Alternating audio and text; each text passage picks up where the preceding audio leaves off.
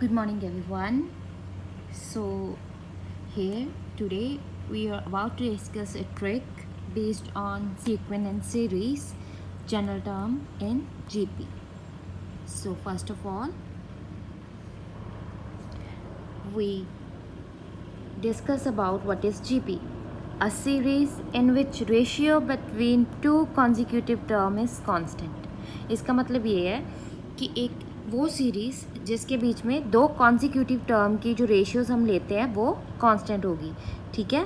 तो इसकी general form हम कैसे लिखते हैं? A R square A R cube. अब आप लोगों को पता होगा कि ये अप टू सोन का साइन है एंड यहाँ पे सिर्फ ए लिखा है because R raise to power 0 will be 1, so 1 multiply by something gives us the same term.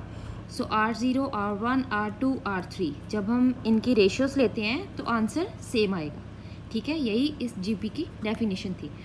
तो हमें ये भी पता है कि जनरल टर्म यानी कि nth टर्म जब हम GP में फाइंड करते हैं तो वो क्या आती है? वो होती है Tn is equals to AR raise to the power n-1 तक, ठीक है जी। तो हम ट्रिक सीखते हैं। अगर GP में n टर्म्स हैं, n मिडिल टर्म हमें पता है, तो हम प्रोडक्ट ऑफ n टर्म्स कैसे निकालेंगे? वो होगा formula middle term raise to the power n, ठीक है। जैसे कि एग्जाम्पल ले लेते हैं, if second term in GP is 4, इसका मतलब है सेकेंड टर्म जो है GP की वो हमें गिवन है 4, तो हमें फाइंड आउट करना है प्रोडक्ट ऑफ फर्स्ट 4 टर्म्स, ठीक है। तो वो क्या होगा? जैसे कि मैंने पहले बताया middle term raise to the power n, वो वाला फॉर्मूला लगा लेते हैं हम। मिडिल टर्म हमें क्या गिवन है? सेकेंड टर्म, ठीक है। वो कितनी है? 4। तो मिडिल टर्म कितनी आ गई? 4।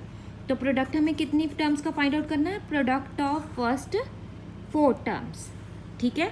तो हमारा n कितना आ गया? 4। तो middle term raise to power n क्या बन गया? 4 रेज टू पावर 4। इस ट्रिक को हम एक बार फिर से एक अनदर एग्जाम्पल के साथ देखते हैं।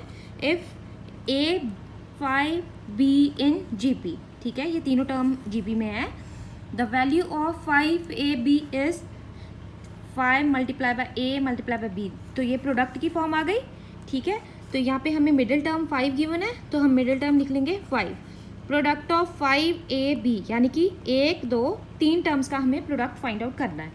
तो इस पर भी सेम फॉर्मूला अप्लाई कर देंगे, middle term raise to power n। तो मिडिल टर्म हमारी क्या थी? 5। नंबर ऑफ टर्म हमारी कितनी है? 3। तो फॉर्मूला क्या बन गया? 5 रेज टू पावर 3। ये थी हमारी ट्रिक जो हमें मास्टर अकेडमी में यूज़ होगी।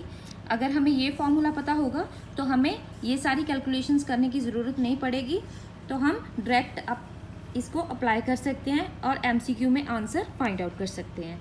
अगर आपको ये वीडियो अच्छी लगे तो आप चैनल को लाइक सब्सक्राइब कर सकते हैं। Thank you so much.